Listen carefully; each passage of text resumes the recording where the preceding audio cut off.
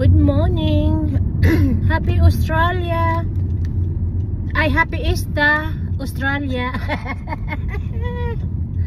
Happy Easter, everyone in Australia. Happy Easter to my son Vimar and my daughter Tara and my son Vimar, and to my grandkids Noah and Joseph, Axel and Sarah. Happy Easter, guys. Today my husband and I, we going to where are we going, honey? To the city Circular Quay to do some 3 hours cruising, because my two sons and my daughter and my son-in-law, they give us some present on Christmas, so we haven't used it yet, so now we're gonna use it. And I would like to say thank you to my son-in-law Robert and Tara and Vimar and Dylan, to thank you for your Christmas present last year. That we haven't used it yet, but now we're gonna use it, so with my husband. So yes, Dylan, we're going there now. Me and your dad going to Circular Quay now in the city, so we're gonna have some bit of drink, but right now I'm drinking some Monster for now. So I don't go to put to sleep because I didn't have much sleep last night. So I'm hoping we're gonna have some fun. Do you think, honey, we can have some fun there? Yeah, I'm sure we will. Yes, we will. Yes. And you know, to my followers, I've been sick for like, I think it was 4 days now or something. I think it's a week now. Is it, honey? A week since Monday? Almost a week, honey? Yeah, almost a week. I have really sore back and I couldn't walk,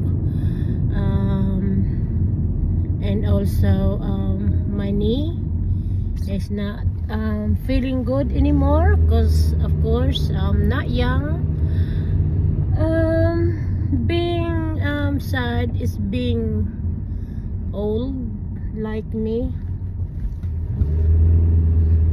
I can it's very sad because my body, it's sore,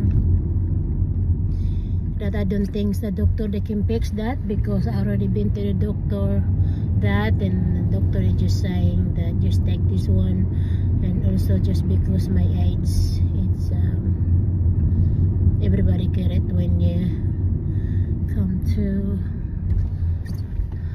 getting old. It's very sad, but it is what it is. So even those I cannot walk properly. Well, I can walk, but I just like that I get sore my back, just like that I lost my balance, just like that, and I fall over because my knee. Yeah, so but it's okay. My big man always there to save me. my husband is laughing. So thank you everyone to those subscribes me on my YouTube channel. I hope you like my content sometimes. I know it can be boring too, but we are running up some places to go.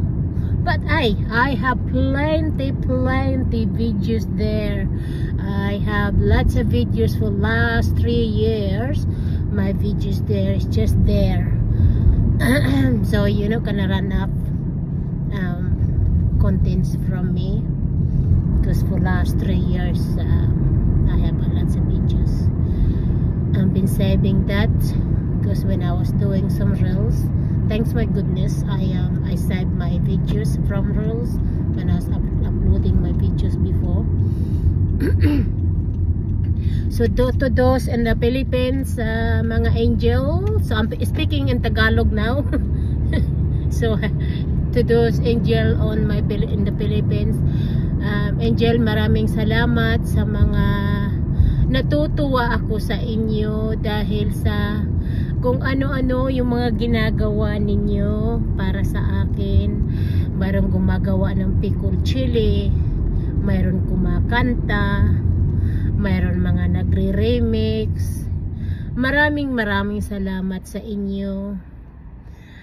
At natutuwa ako at dito sa puso ko kapag may nangangailangan sa inyo ng kunting pera na makakayanan ko.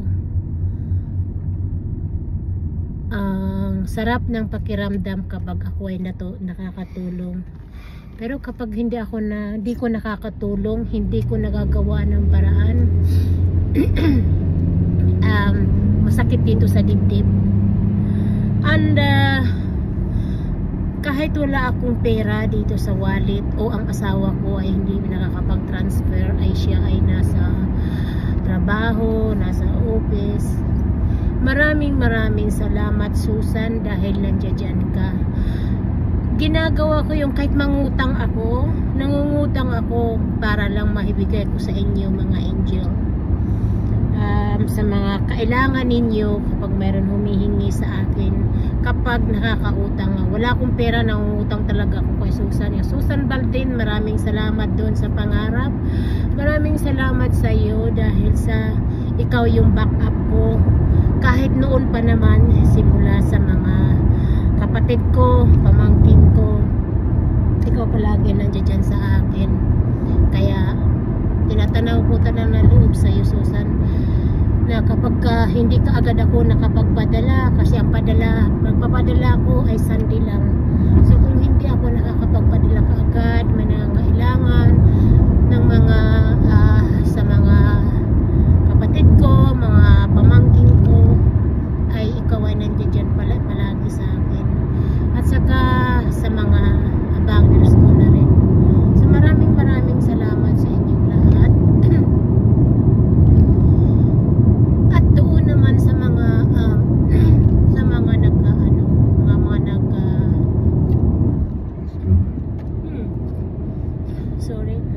doon naman, advice ko naman ito doon sa mga nag-reels o nagba-vlogs. Kung mayroon sa inyong humihingi ng tulong, siguraduhin mo niya, alamin mo muna kung talagang siya ay sinusuportahan ka.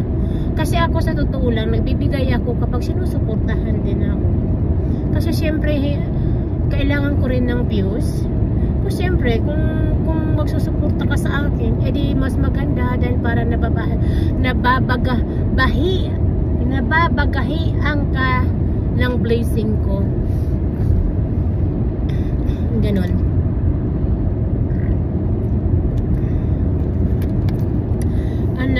Ang dami ko nang sinabi, Yeah, so sa mga angel ko na nagre-remix, yung taga overseas, yung taga doon sa yung mga OFW, yun na dito sa Australia nga nagre-remix, na nagpapalo sa akin, maraming salamat sa inyo. Kahit hindi tayong nagkikita, nasa Australia din naman ako siyempre, pero kahit hindi tayo nagkikita at nagkikita lang tayo sa social media, wish ko lang sana makilala ko lahat ng mga followers ko. Pero paano ko kaya magawa yun? Hindi naman ako mayaman na para puntahan ko bawat town ninyo. Ganun. Ang magagawa ko lang talaga, siguradong mapupuntahan ko kung ever man na umuwi ako sa Pilipinas, sigurado na makakapunta ako ng Nabutas, and then doon sa probinsya, sa Lawang Northern Samar, sa Lawaan yun, and then sa Gamay, and then sa Unay, makakapunta din ako sa Unay.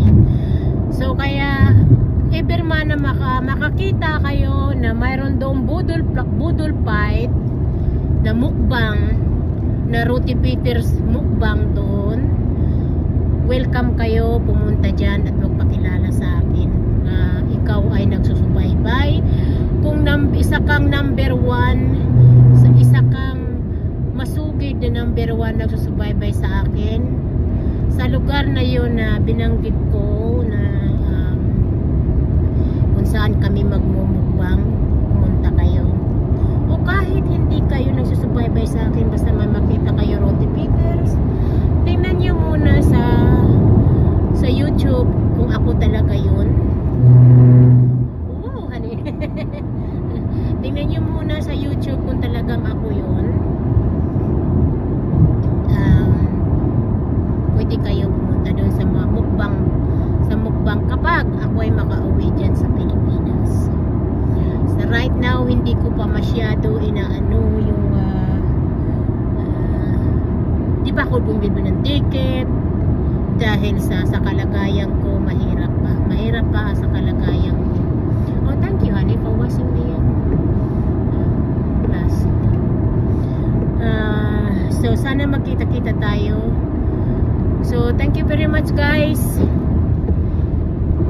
Kayo ang amo ko, kayo ang bossing ko. Thank you.